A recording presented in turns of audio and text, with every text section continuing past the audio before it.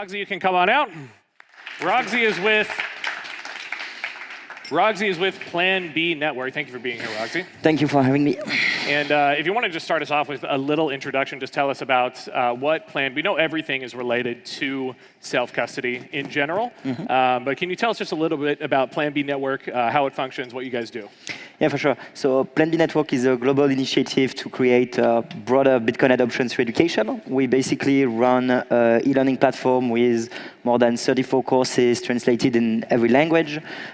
We have hubs around the world. We help communities advance their Bitcoin journey from teaching locally all the way to institution adopting Bitcoin, creating master's degree for various university, and basically providing educational content from beginners to advanced people in any language, everything open source and free. Great. Thank you very much. And I think we should have Michal and Dušan about ready to come out too. Let's go ahead and welcome them out, everybody. Welcome out, boys. Hello, hello. There. If you didn't hear from behind stage, just giving a brief introduction. Rogzy gave his on Plan B Network. If we could just hear from each of you what you guys do, just a brief summary, how your companies both work. Is it my turn? Okay. Yeah. So, hey everyone, my name is Michal. I work as a product manager at the Trezor company, and I'm in charge of the products that are focused on the educational content, let's say, and namely or specifically Trezor Expert. I believe that we are probably going to dive a little bit deeper in that topic later on, and also a knowledge base that is also educational content, obviously. My background is that I used to work at support, so I really have pretty decent experience with some of the pain points that people are encountering when they are learning about the Bitcoin and also learning stuff on their self-custody journey. So then I am basically trying to transfer this sort of experience into the platform and services I'm in charge of. So that probably sums it up, I guess. Nice. Okay, and I'm Dušan. I'm the co-founder of AmityAge, and we are a Bitcoin education company. My background is in teaching. I used to be a teacher of math, physics, and English, so I've kind of fallen in love with into the teaching rabbit hole. And in 2017, I decided that I want to go full-time into Bitcoin education. So we are running a project called Bitcoin Educator Academy. We are helping educators, communicate Bitcoin in a more simpler manner, and we are financing it with Bitcoin mining and OTC. That's what's running our education efforts. Okay, great. Thanks, guys. The first question that we have here is, what do you think, because I know all of you operate in some degree or another to Bitcoin adoption in a way that it's related, and especially spreading it globally. What do you guys think is the biggest barrier to widespread adoption, and what do we need to do to overcome that?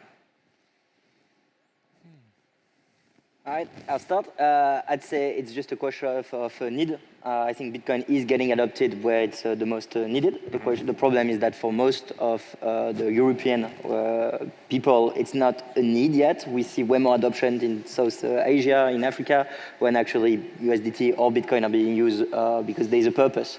I'd say that the value proposition of Bitcoin is a store of value for a lot of people, but it's mostly a system of payment and a mechanism for freedom for the people that need it the most. The problem, or the good thing, is that we are not yet all to the stage where we need that freedom. And so that's the barrier to entry. There's just no need immediately. And once the need is there, then basically the thing hit the fence and you need Bitcoin immediately. So I think that's why we see rapid adoption in some country and almost no adoption in other. So that's the barrier. I would say that there are actually, or the problem is, let's say, twofold. That there is a lot of misunderstanding and misconceptions about the Bitcoin. So that's basically what we really need to work on in order to really broaden the adoption. And then there is still quite a lot of stuff that has to be worked on in terms of the user experience when they interact with the application and this kind of stuff. So I would say, yeah, first we should really focus on enhancing the adoption by really denying these misconceptions and this kind of stuff. And once this is done, really make it as user-friendly as possible for people to really interact with Bitcoin and use it on the daily basis. We've mostly focused on in-person education. And when you do the education, we have a lot of misconceptions because this is really messy. Because people tend to, when when they are doing education, they tend to try to break the reality of that person that we try to educate, right? What we try to advocate for is showing a better perception of reality. Don't trying to falsify what the people think, what they are afraid of, but show them a better perception of reality.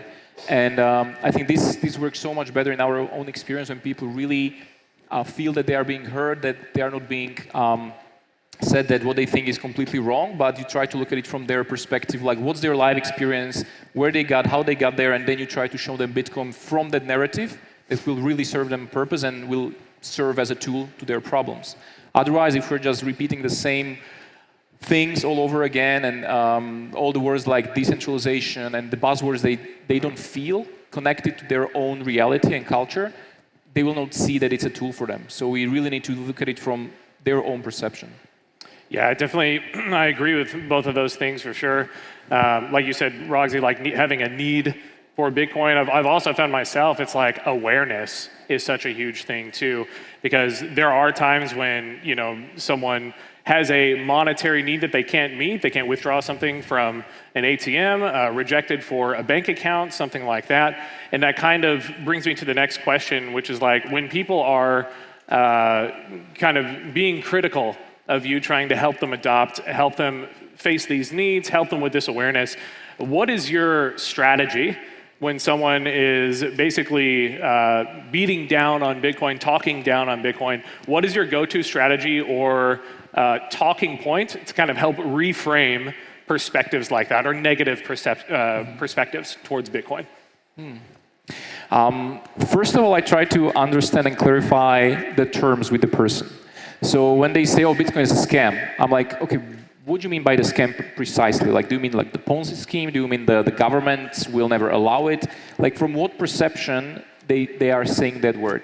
I tend to agree with people a lot. When they say, oh, Bitcoin is not backed by anything, I agree with them. Bitcoin is really not backed by anything. People say, oh, it's backed by energy, but that's not what backing means. Backing was some institutions saying that they will exchange you one asset for the other. In Bitcoin, we don't have it. Gold is not backed by anything, if you think about it, if you understand the term properly.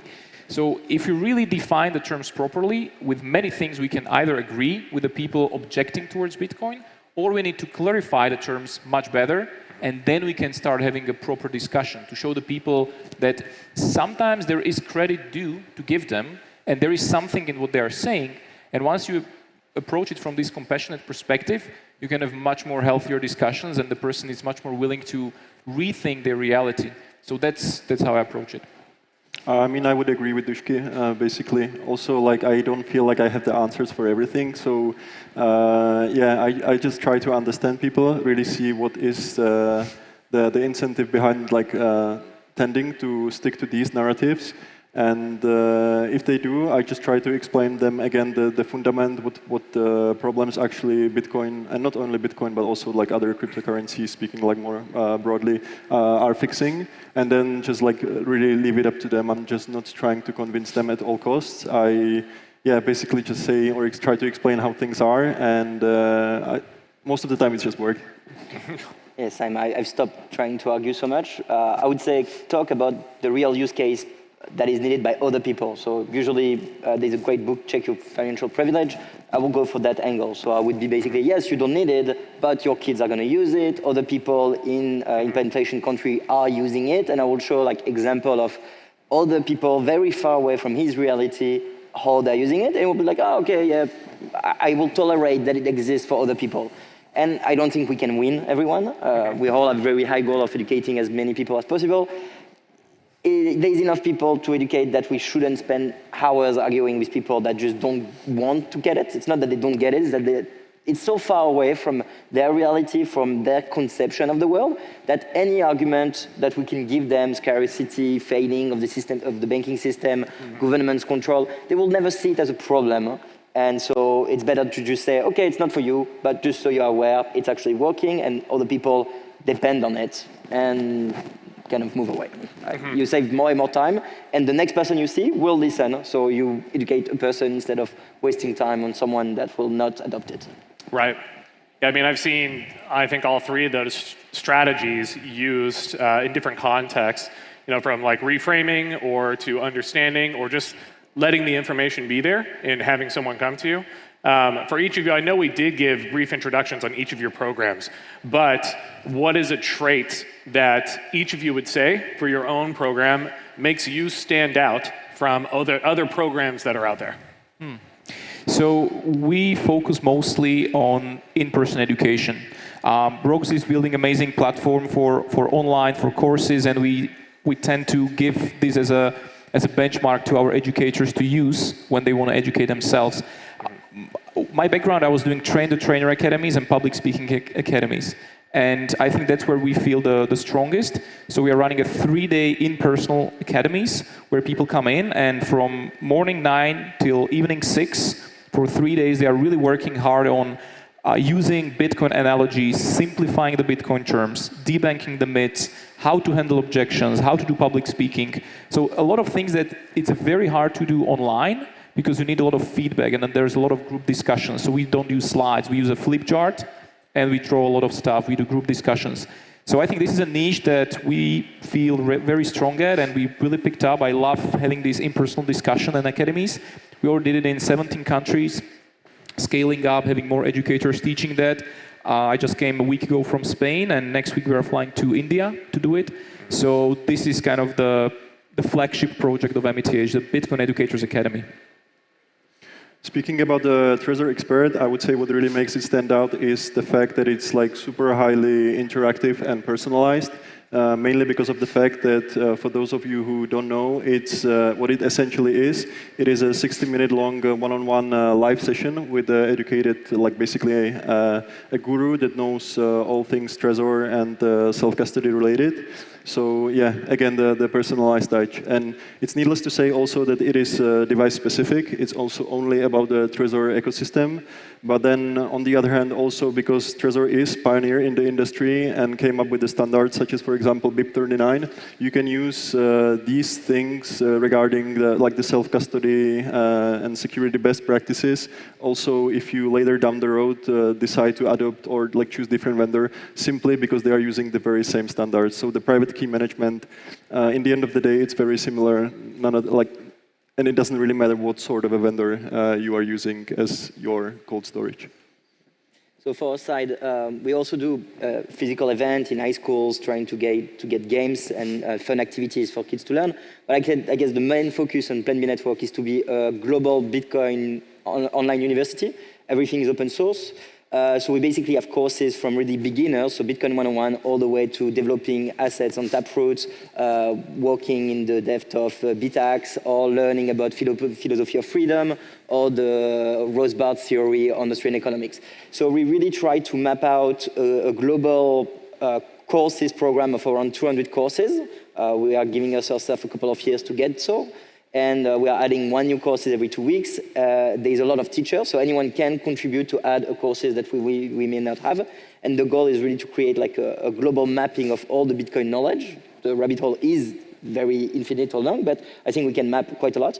So the goal is that if you need to send anyone, anywhere in the world to learn about Bitcoin, you have a very high guarantee that if he gets to Plan B Network platform, he will learn in a safe environment, anything from beginners to getting a job in the industry in its own language, thanks to obviously AI and contributors around the world translating and reviewing, video too, about any topic regarding Bitcoin. So it's really a safe place to send your friends and family.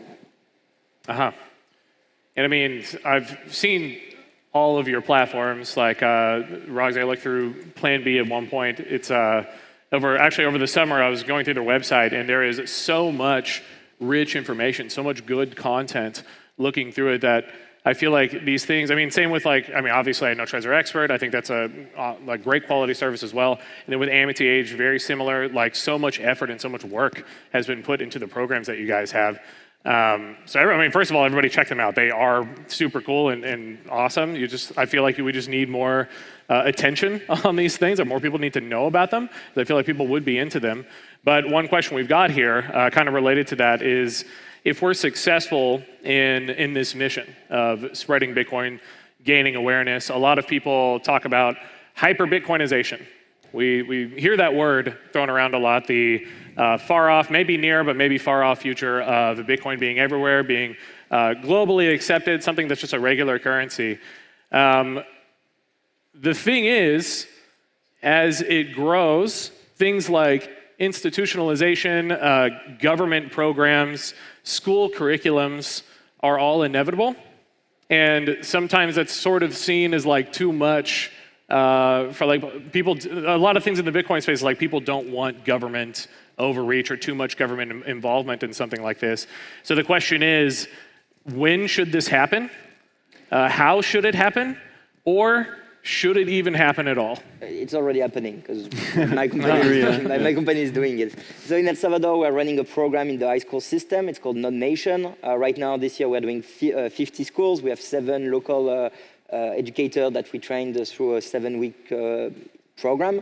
They run a simulator of cold card. They are setting up their Lightning nodes through line of codes. They will learn Lightning in fun class activities. And the goal is to scale to 500 and then the 5,000 local school. And that program is fully open source, and it will be made accessible also for many other communities around the world next year.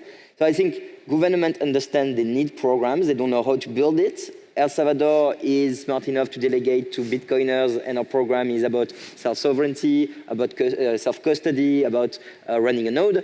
I don't think it's going to be the case for every country. I think it's more likely that they will create a fake Bitcoin program that will not be the true value that we all care. It's inevitable. I think it's the job of every Bitcoin community around the world to fight back to that program, to go to its local high school, to propose to make Bitcoin workshop, classes, seminars, even if it's only once a year, even if you can make it like 4 times a year, go to your local high school, university, whatever, and say, hey, can I make a Bitcoin presentation?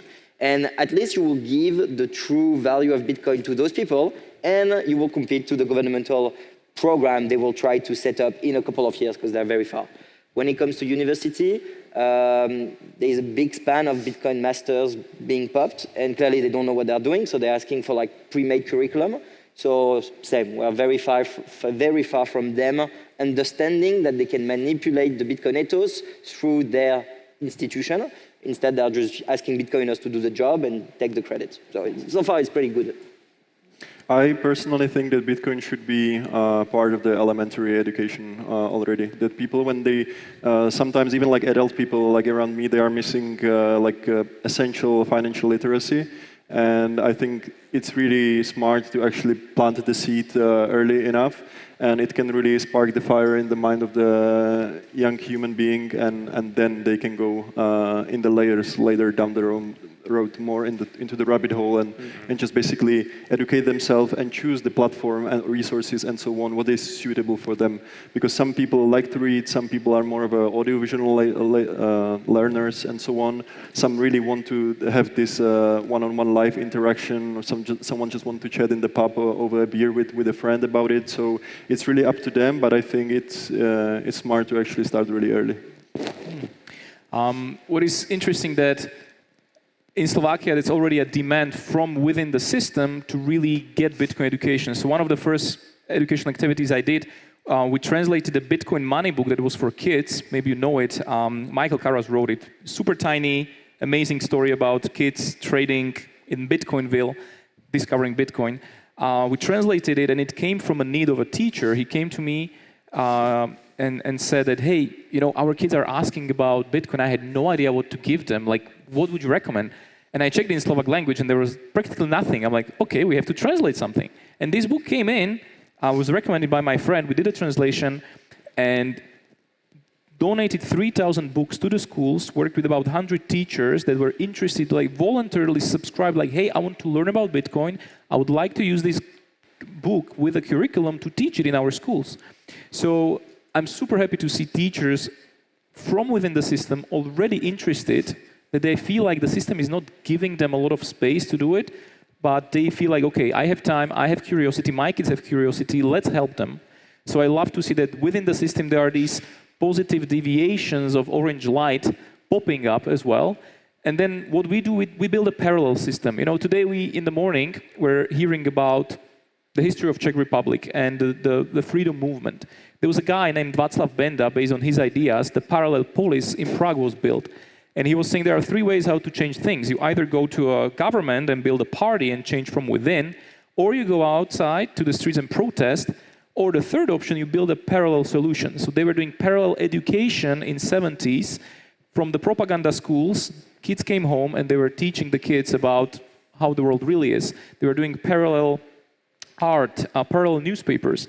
And I think that's what we are building here, right? The parallel into the world. But on the other hand, the system still has to evolve slightly. And there are these positive changes already that we see.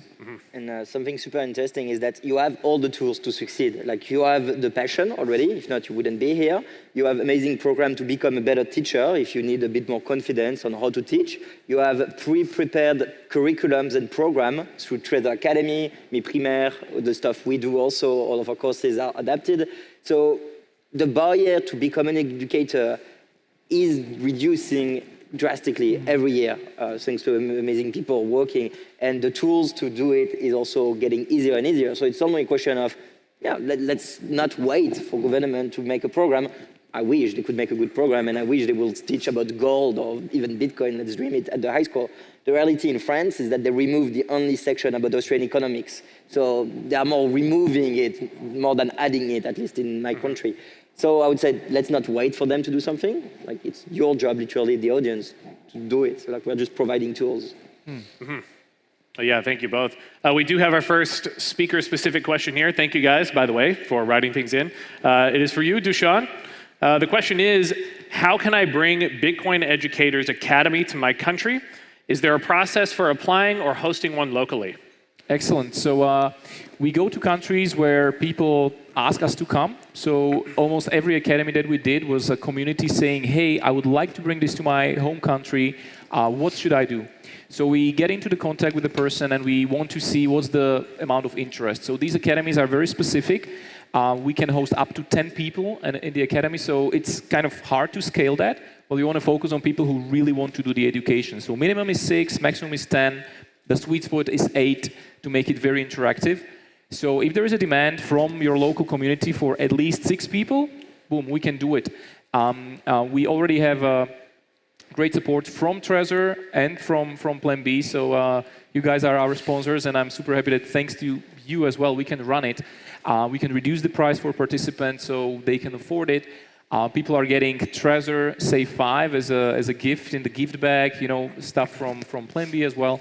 So we come in and we basically, people fill up the registration form and we see who really wants to do the education. So if you have more people interested, we do a short list of 10 people who really are there to become an educator, communicators. We have a good interest from marketing people, right? They are communicators. They want to communicate Bitcoin better. If they work in a Bitcoin company, they benefit a lot from using analogies, from debunking myths, from using simple language. And this is everything we teach in those academies. So if you want to, let us know, go into AmityAge.com/BEA, Bitcoin Educator Academy, and you will find a Telegram group where you can subscribe, or an email. And my girlfriend Diana, she's in charge of the Bitcoin Educators Academy, and she will take care of you and answer your questions. Great. Well, thank you very much. Rogzy, you're up next. Your question is, are the courses on the Plan B platform created only by the Plan B team, or can other educators contribute as well? No. So it's first of all, it's fully open source. So you could submit via PR, and if it fits the value, which are the same we all share, it should be okay. So anyone can become a teacher. And we also subventionize teachers if they have like a specific niche curriculum courses they want to produce. So we are more than happy to give a small sponsor. So we get that classes open source, and then it's free for everyone. So either you make the courses paid in the platform, which I'd rather not you doing, so it gives access to everyone. In that case, we find you sponsors, or we finance it so that courses can be fully open source. And honestly, if you have a good topic, a good focus, go ahead, propose it. We will probably try to help. So for example, if you want to do a classes on the history of the devaluation of the Koran, the local money here, that's a courses that I think has value because it's a historical class that explain the reality of a failing system. The same way we want courses on the 2008 crisis, and we have courses already on hyperinflation, where we study what is an hyperinflation. We make comparison between various hyperinflations throughout different years of our past decade. And that's a course. So we really range courses from everywhere, and anyone can become a teacher. And let's say your courses is a repetition of a courses we already have, then it's okay. You can just host it on the platform, get the students to apply, maybe pay you, watch the live classes, book a seat if you do it physically. And so we basically have toolkit for educator to host classes. It will just not be in the global selection, because then we create the courses to make the UX better. But so you can host any courses on the platform. Either they will stay for 5 years and be translated, or either they will be more short-term courses because they already exist, let's say, in a self-paced manner. Yeah, that's super cool. I mean, I feel like that's just a win-win for everybody, people being able to contribute and also strengthening the platform at the same time. Exactly. You create the courses that we don't have, you make it live, and then we keep the recording for everyone else. We get the transcript, we create image, we translate the audio, and then the courses is free for the next 5 years for everyone to learn from it, regardless where you are in the world. It's win-win. And Michal, we have a specific question for you as well. What is your favorite feature from a customer's point of view, and why is it Passphrase? Nice one. I'm pretty sure that was one of my colleagues who actually signed up for this question. Yeah, actually, Passphrase it's a very nice and beautiful feature that really does miracles. Like really, it can cause a lot of, or I mean, it massively improves the security, but at the same time, it can really cause a lot of headache, and it really opens a surface for people to really shoot themselves in the foot because they simply don't study it enough or don't really understand how the feature works, and then they can really lock themselves out of their funds. So yeah, this is really one of the, and actually Trezor Expert is, they are being taught how to actually explain this feature really thoroughly to people, because we know from our experience from the support ticket and so on, that this is really one of the main issues that people, yeah, they basically didn't get it, how it works. They just like typed in some random password that they didn't really even write down or forgot for after some time. And then they assume that we store all these passphrases somewhere in the massive database and we are able to give it to them, and they don't realize that it's actually gone forever. So yeah, and this is exactly the point of why I think that people should educate themselves prior taking any action, because it's this simple rule that it's better be safe than sorry. So we know that the blockchain transactions are irreversible, so if you lock yourself out of your funds, then they're gone.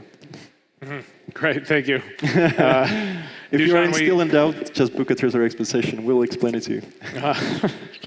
Well, Dušan, we have one more question for you. Maybe you know the context a little bit better here. It says, is it, with AmityAge, is it just a 3-day program, or is there any follow-up afterwards? There is a follow-up afterwards. So the 3-day program is the beginning of it. Then the person, the graduate, comes into something called an ongoing learning program, where we do a lot of workshops, focus-made sessions, masterminds.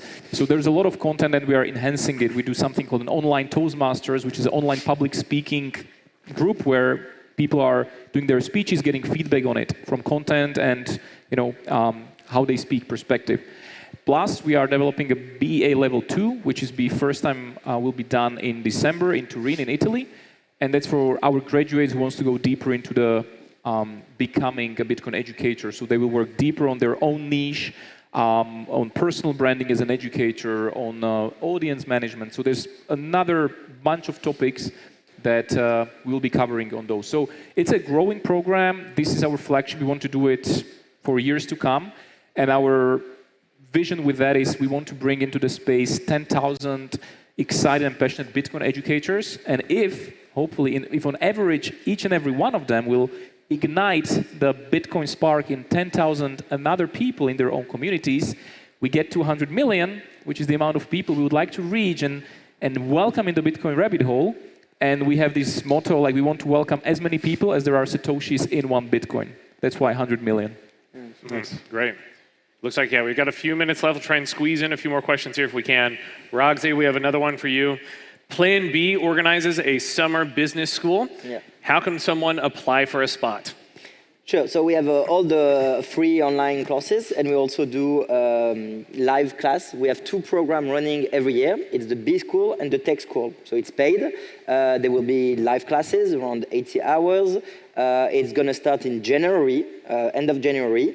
It's going to be 1.5 months of live classes, 3 times a week, 3 hours, very intensive. It's really to step up your Bitcoin game to jump, let's say, into the industry.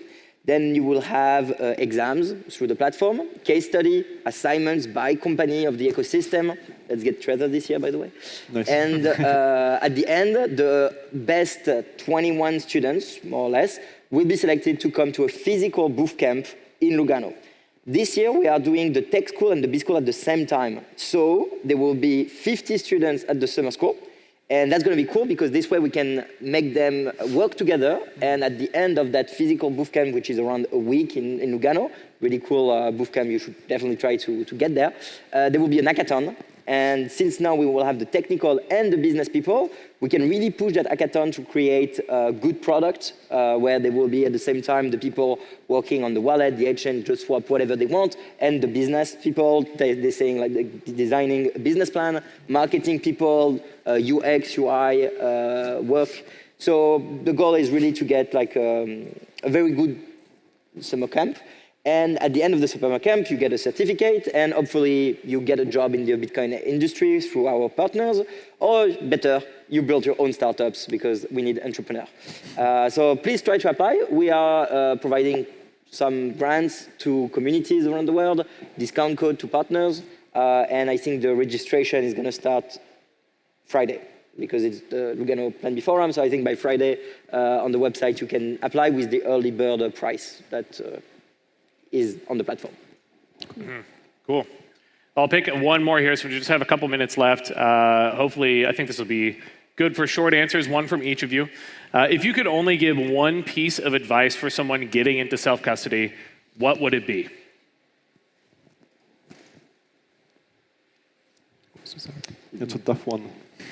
Do backup and practice. Yeah. Like you practice, you check, and once you are confident, you move slowly by slowly, more and more funds or whatever you need, or your family, your friends. But you do backups and you test it and you try it and you try it and you try it.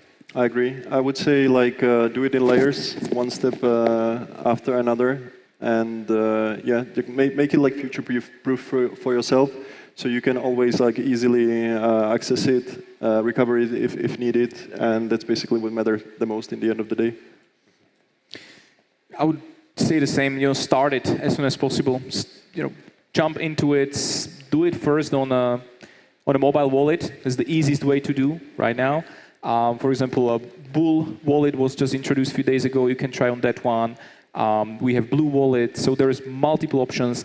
Definitely use Trezor, hardware wallets, and then you can practice with multi-sig down the line. So there's so many options.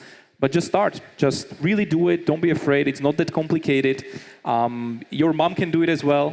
I have a client who's 82 years old and he's doing self-custody. He has like 3 different hardware wallets. He's a crazy guy. So if an 82-year-old person can do it, you can definitely do it. And on Planet Network, you have tutorials about every single wallet, both software and hardware, in your language. So you don't have an excuse not to run. And we will have the Trezor 7 probably next week. No excuses. No excuses. Well, great, guys. That is about all the time that we have. Thank you so much for coming out. A good round of applause for everybody up here. Thanks, guys, so much.